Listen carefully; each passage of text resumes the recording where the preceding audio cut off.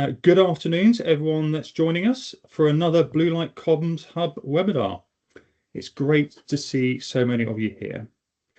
Today, we're tackling a subject that sits at the very heart of what you do, crisis communications and barriers to resilience.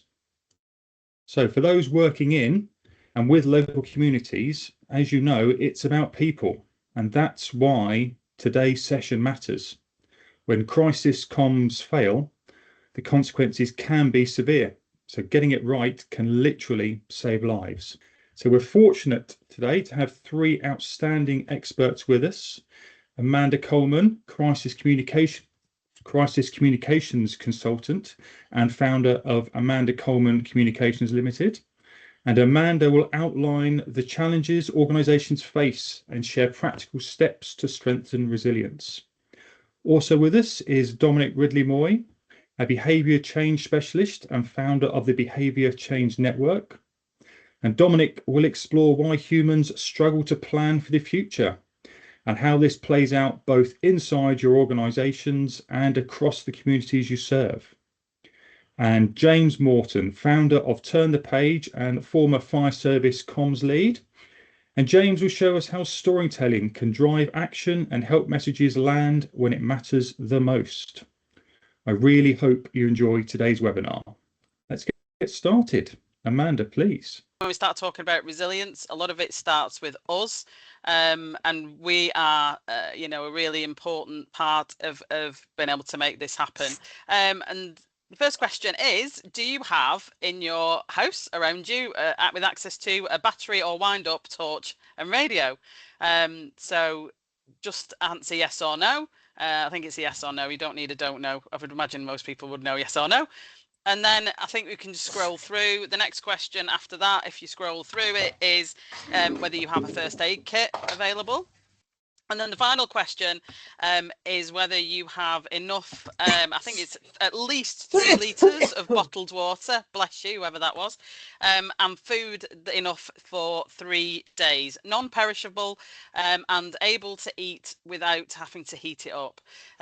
So if you just stick that in the polls, then we'll get a feel for where we are as individuals. And I am a proud prepper. I don't care, not in the American sense of the word, but in the I am on a generator at the minute because I've got some electricity issues at home. And this is the important thing. And the reason I've kind of got that is, if you think back to when we used to all work in buildings, there's an issue of fire drills. Fire drills were great, weren't they? Because we generally worked out where we needed to be, what we needed to be doing, and we practiced, and it should generally go quite smoothly. And this is where we need to be with resilience. You know, we've got to be prepared enough so that when a crisis happens, we can operate really smoothly in the way that we try to with those fire drills. But so we've got to think about whether we've got those items. And if you look at it, that's what's on the Prepare website, the government's Prepare website, is to have battery wind-up torch, spare batteries, first aid kit, enough water, as we talked about, and hand sanitizer, wet wipes, etc. And having it somewhere isn't that easy. There are lots of reasons why we don't have it. Before you get to the psychological stuff, which I know that Dominic will look at in a minute. And if anybody was listening to Radio 4 at 1:30 yesterday afternoon, there was a really good programme which looked at the issues around prepping. That was Professor Lucy Stoke talking to a number of experts about the issues about it, why we don't need to do it, and getting into the mindset that we need to get to. And the other thing to think about, again, this is something that's come to the fore for me recently, is it's not just us, it's also children. So how are we talking to children about it? There's some interesting research that's just come out from a researcher who's doing a PhD at UCL. The other things you've got to think about in terms of resilience, 3 kind of important aspects for me, is understanding your risk and understanding what that means. And that includes physical, psychological, emotional, what is tied up with those situations that you have on your risk register or that are in mind. And what does that then mean for the planning that you've put in place? And it's yes, you need a plan. which I would hope everybody is saying, yeah, we've got one, but it's also the testing of it. And the testing of that plan, I think, needs more depth and more and much more comms in it, particularly when they are focused operationally. And ultimately, beyond that is the consequences. And this is, for me, where resilience is really challenged at the minute, because we may have the risk element, we might understand that, we might understand the plan, but have we thought through misinformation and disinformation? Have we thought through all the challenges that we've got at the minute of the speed of how things operate? So that's where, for me, the consequences come in, and other things like the fact that you may respond in a particular way that then causes a knock-on consequence in another way. So those are the kind of key aspects. If you want to just spin the slide on for me again. So becoming resilient for me is all around risk awareness and early warning, and the two go hand in hand, because if you can't recognise the risks, you aren't going to be able to get the early warning situation in place. And again, I'm not going to it'll neatly segue into Dominic, because that's all about psychology, understanding risk and feeling, that you have a handle on what the level of risk is. And any case study looking at particularly extreme weather will show you that where there are problems, it's usually, because there's a lack of trust, there's a lack of awareness around the risk levels, people just assuming various things. So we do need to get to understand the psychology and the emotion and what that means to our communication. And as we said at the start, that for me is one of the fundamental parts of it. Being comfortable as well with decision making under pressure, and that's the fire drill kind of situation. You repeat it and repeat it, it becomes muscle memory, and you are aware that there's no perfect crisis response, or no perfect crisis communication. We have to make the best. We have to make decisions sometimes with very little clarity, to achieve what we need to achieve. Having a plan, as I keep saying, because surprisingly, it still surprises me that there's still lots of businesses, organisations, and individuals and various people who just do not have a plan. In the same way, when we were talking about that poll before, I'm sure lots of you didn't have either in any of those items, even though we know we're supposed to be resilient. And everybody knows it. And then the final thing is the resilient goes in the different phases of a crisis as well. So you need to be the risk resilience, you need to be resilient when you're dealing with a crisis, but also you've got to think about resilience in terms of recovery as well. And we're not going to get into that because I'm going to well overdo my time if I'm not careful. So if you want to spin to the next slide, the other thing to think about, again, is these real decisions and real people. And this is where I think that understanding trauma, understanding psychology, understanding the disaster recovery graph, for anybody who understands that with the emergency planning sort of side, is so important, because every decision we make has an impact. And when the Hillsborough Law, the Public Office Accountability Bill, becomes a law next year, that is going to have a big impact, I think, in terms of how we are approaching comms, how we are making our decisions, how we are challenging senior people potentially.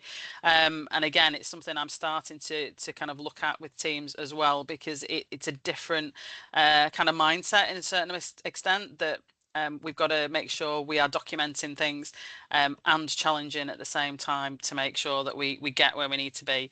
Ultimately, we've got to stop being in a bubble when a crisis happens. We've got to look at it from the outside. We've got to understand how people are feeling, what's the mood. And things like, when you're doing your key points for somebody who's going to speak to the media, give them an understanding, give them tone points, let them get to really grasp how people are reacting to what's happened. And then finally, what does resilience look like? It looks like lots of different things to lots of different people. It looks like a really well-oiled room full of people doing things that they need to be doing, with lots of charts and things going all in the same place. It looks like having all those things at home, and lots of other things: resilient individuals, resilient teams, resilient organisations, and then resilient communities. And there's a huge amount of UN work around resilient communities. So if you can just pop up the final sort of question, I'll leave you to kind of ask yourselves, really, and there will be a little poll thing that will pop up, which is, can you confidently answer what our plan is? What our plan is if a crisis or an emergency or a disaster happened tomorrow. So if you can confidently answer that, then that's brilliant. but it's a real challenge. Okay, and I'll hand over to Dominic. Excellent. Thank you, Amanda. That was, I think it was like a perfect segue, actually. I have to say, I was listening to what you were saying, and great tips as ever. And I think certainly about the physical, the psychological, the emotional, about muscle memory, it was a great way to tee up what I'm going to share now. So for those of you who don't know me, my name's Dominic Ridley-Moy, and I run the Behaviour Change Network. A few things about me on the screen. So big fan of Christmas, which I haven't shared before. So I've given my intro slide a nice festive makeover, and wearing one of my Christmas jumpers, which I'm pleased to say I can still get into, which is very exciting indeed. So just to talk a little bit about what I do. So I run the Behaviour Change Network, which is all about helping you to change behaviour in a positive way, about saving money and measuring what you do. So there's lots of areas that I work in around things, obviously, like emergency planning, recycling, culture change. It's all about applying the behavioural science and neuroscience principles to redesign services, to plan, improve your communications, and make everything a bit more joined up. So today is all about how people behave in a crisis. So whether that's flooding, a storm, fire, pandemic, whatever it is, I'm going to run through some of the, as Amanda said, the physical, psychological and emotional things that drive behaviour change. And I've got 8 thoughts that I'm going to share on how people behave, some of the things you can do in terms of in response to that, just to get you thinking a bit more about human behaviour in a crisis, and hopefully things that you don't necessarily know already. Some of it won't be new, a lot of it hopefully will be. So you'll be unsurprised to know that in a crisis, emotions can often win out over logic. And that's no surprise, because something like 80% of our decisions are driven by emotions in normal times. So in a crisis, imagine that's something that really comes to the forefront. And for me, it's that kind of, in scientific terms, it's where you're kind of, your cortisol and adrenaline suppress the kind of bit at the front of the brain, the prefrontal cortex, so your ability to reason is less than it would be normally. So in practical terms, that means it can be much more difficult to follow instructions. So thinking about how much information you give people is key, because if you give them too much, they will struggle to follow those instructions. Which leads on nicely to point number 2. So as you'll be aware, people do tend to temporarily freeze in emergencies. It's our brain thinking, I'm going to pause, I'm going to scan for threats. And you can get that decision paralysis. You're kind of cognitively overloaded. So again, it's thinking about when people are not thinking straight, not thinking particularly well, how much do you communicate and how much do you not communicate? So being very clear about having kind of simple comms. So this is a principle I talk a lot about, point number 3, which is all about the fact that we follow others. So this is a big thing in behavioural science, the whole principle about we follow others. And it's much truer in a crisis, especially. So whether that's fire, flooding, whatever it is, any crisis situation, a lot of the time our brain will assume that others know more. So if people around you are doing nothing, you're much more likely to do nothing as well. We're social creatures, so we like to follow the herd, which is why visible leadership is so important, because if people are demonstrating visible leadership and you're doing that in your organisations, that can make a big difference. And this is where it gets interesting. So as Amanda was saying about that kind of muscle memory. So in a crisis, one of the things we do is we rely on our automatic responses. So a habit is an automatic behaviour. It's when the brain stops fully participating in the decision-making process, helps us get by during a day, and is even more important in a crisis because we don't necessarily know what to do. Habits kick in. So what may happen in a flood, even if you say to someone, take this route, and we're likely to go down our usual route. So when there's uncertainty, habits can be much more dominant. Our brain will seek familiar patterns, routines, and things like that to deal with it. So that's something to think about. Think about what habits do we have in place when you're planning for crises. And also, we have lots of biases. So to get by in the day, we use all these kind of cognitive biases, which are shortcuts that help our brain process information. So Donald Trump is a good example of this and how he uses social media.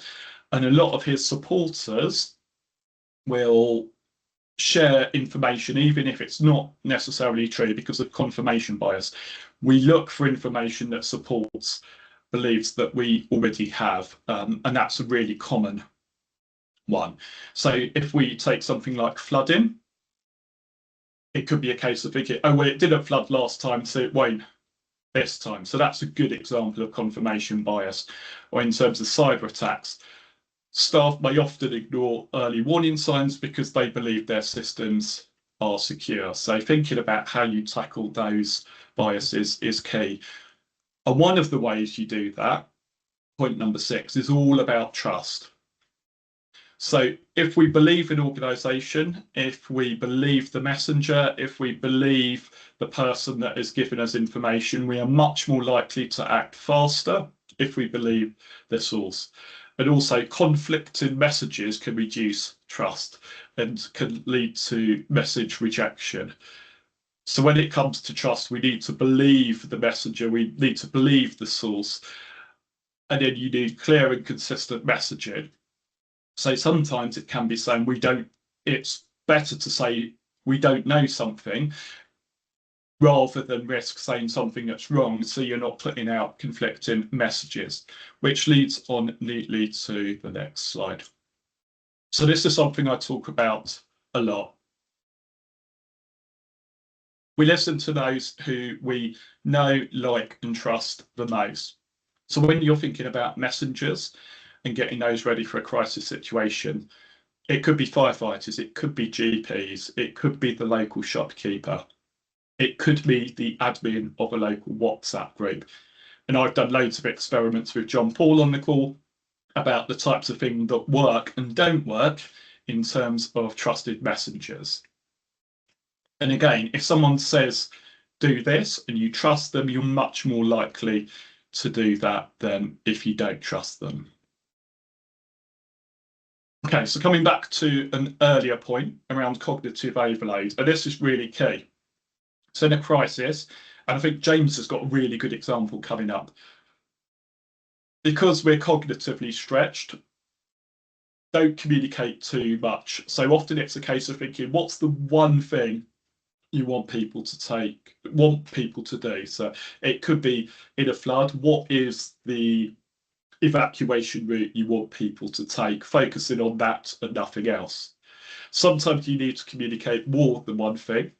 So chunking it up, visualizing it, there's loads on kind of how you explain instructions, showing the steps, not too many steps, infographics, loads of great research on how infographics that are easy to understand, not too busy, not too much colour, can be really useful. And an exercise I do is looking at what you've got on your kind of comms and sometimes taking stuff out, because at the end of the day, it's more important to get people to do one thing than communicate too many things and people do nothing.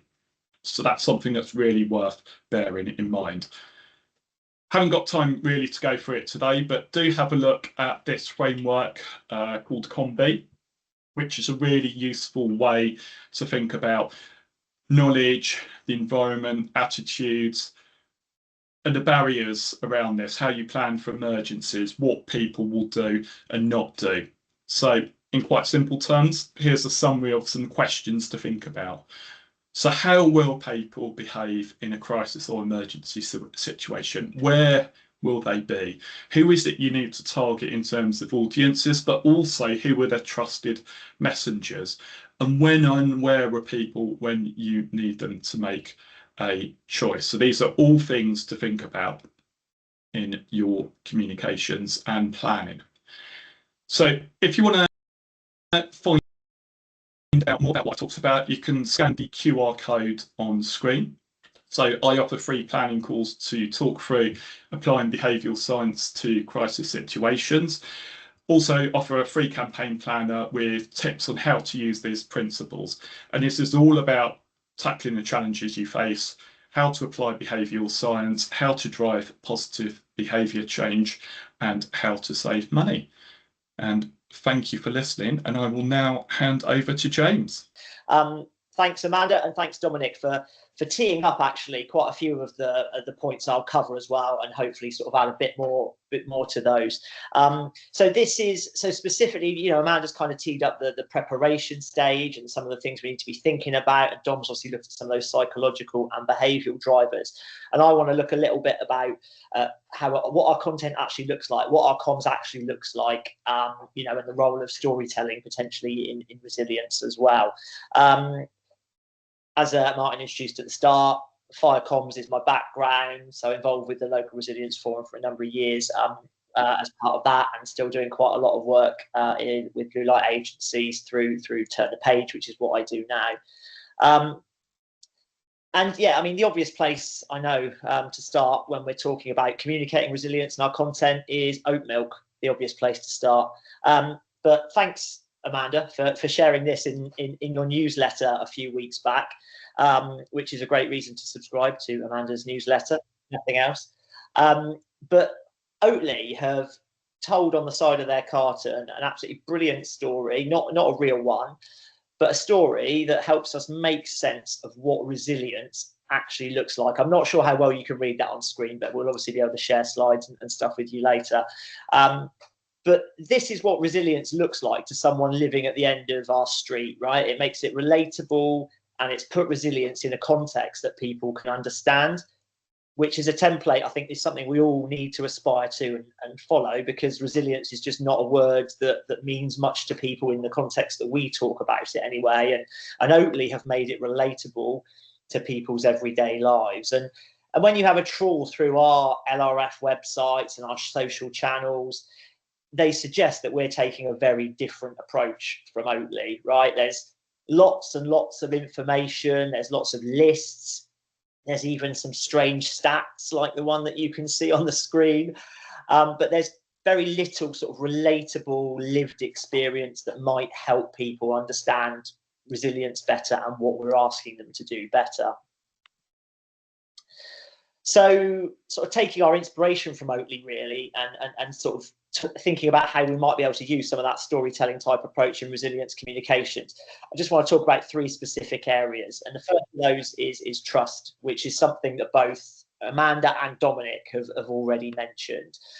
And, you know, we need to build trust with people, because as Dominic was talking about, you know, if we don't trust the people, or if the people don't trust, you know, where the source of information is coming from, then we've got no hope of them acting on what it is that we're asking them to do. And this was a model, the trust triangle, is something developed at Harvard that points out the three things we need to develop trust. So people need to feel that it is authentic, that it's coming from someone real, and they need to be able to see it, to understand it can be done, to understand it can be achieved. And they also want to feel empathy, you know, having a reason to care as well. And stories are something that can help us achieve all of these things. They give authenticity, they provide the logic, and they help people to empathise, and so build the trust that we need to help our resilience comms, you know, cut through. And yeah, as I say, Dominic's kind of really just covered this already, talking about trusted messengers, you know, in terms of those behavioural nudges, you know, and the authenticity that we want to hear from in terms of the people who we trust. You know, when we think about behavioural change models like the EAST model, and particularly the social part of that model, you know, being influenced by what other people say, by what other people do, such a crucial factor, in resilience, as Dominic and Amanda have both talked about. So things like, stories and storytelling coming from authentic voices, sharing lived experience, neighbours, peers, potentially frontline workers as well, all people who score high as trusted messengers, and we can see as influencers when it comes to resilience as well. And these local relatable voices, always score really highly on engagement. I mean, the example on screen isn't necessarily related to resilience, but it's an example of a local story about a local crossing patrol, someone who's just retired from doing the school crossing patrol in her area. And there's a guy called Alex Waddington, who a lot of you might know, who's been doing some really good work around social media deep dives and looking into how content ranks on engagement. And content like this from people that he refers to as local heroes always ranks really highly. So relatable, real people will help to increase the confidence, increase the trust in what we're trying to ask about when it comes to resilience. So the second point around our content is, is it grabbing attention? Is our content really worthy of people's attention? And as we saw just now, our resilience content tends to be much about telling people what to do and not what to do. And likewise, people are very good at telling themselves that stuff doesn't happen to them, that disasters and emergencies don't happen to them, the disasters don't happen here mentality, which Amanda was writing about in a recent newsletter. And because one thing we know about stories and storytelling is that it is sticky, it helps to make information stick. We're 50% more likely to remember something when it's presented as a story, particularly when it's from someone we trust. So that can really help to give our resilience comms more context, more relevance, just like Oatly. And there's some stats on the screen here as well about how stories, if we identify a story in content within the first 3 seconds, we're going to stick around a lot longer, or more likely to stick around. People in the content we have a really strong emotional reaction to, and again, that's more likely to then resonate with us. And story and content about topical content, is far more likely for us to stick around as well. And Amanda also mentioned children, children as an audience, and how we get children to relate to resilience content as well, and how we talk about it to children. And these were a series of books that we produced during my time, working in fire in Hampshire. A series of books called Susie the Childminder, produced around sort of 6 different themes of emergency and resilience. But again, presenting information that's relatable and doing it in a relevant way for that audience, and helping to embed the understanding. And then the third point, just about this type of approach, is we know it produces results as well. A story approach produces results. And there's some big numbers there on the screen, but they're all outcomes that have been driven through storytelling type approaches. So the top one you've got there, this is Surrey County Council, who increased their newsletter subscribers by 1,000% through focusing on local people, content led by local people, human stories. They increased their subscribers by 1,000% in a year. The second example, so this was a recruitment campaign at Solihull Hospital in Birmingham, or near Birmingham, where they needed to fill 240 vacancies at the hospital, and they used staff telling their personal stories of working at the hospital to fill 98% of those vacancies. And then the example at the bottom from Staffordshire County Council, a no smoking campaign. So the story-led approach, it can give that personal connection, that lived experience, gives it relatable evidence, shows them what to do, helps them to build those mental maps, those mental models. So, it's absolutely part of our narrative in terms of, how much we should prioritize it. And of course, if we get it right, well, hopefully that gives us a great story to tell as well. So all the more reason to get it right. And Please, JP. Hello, yeah, this one's for Dominic. I wondered if you had any advice on how brains might work inside organisations that make them focus on what's going on now and maybe block them for what's preparing for the future, and how you might advise someone on tactics on how to prioritize resilience and investing in building resilience? I mean, I think it's the same principles that I shared in what I said. That it's using the same sort of question, so that how, when, why, what, and a lot of the time it's really thinking about what the barriers are, what the problems are. So for me, it's kind of thinking about certain scenarios, certain topics, and doing that upfront thinking, and that's true for, I think, any campaign or any kind of service redesign. Think, what is the problem we want to solve? How are people behaving now? And in the future, what target behaviours do we want to target, and what do they do in those scenarios? What are the barriers, and what can we do in response? Brilliant. Do you mind if I ask one more question of Amanda? You mentioned a while back that you were starting to offer MOTs for organisations or resilience forums. So could you just talk us through a little bit what's involved in that, and what someone should do if they think their organisation could do with one?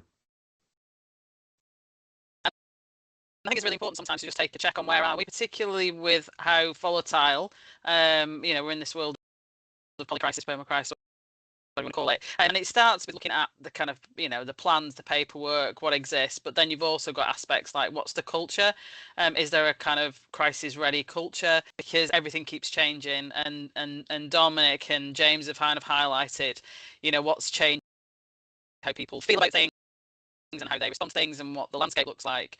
So, but this will give you, I think, or should give you, a really good understanding of the aspects to prioritise to be in a better position than you perhaps are at this moment in time. And I think if you can point them to look how,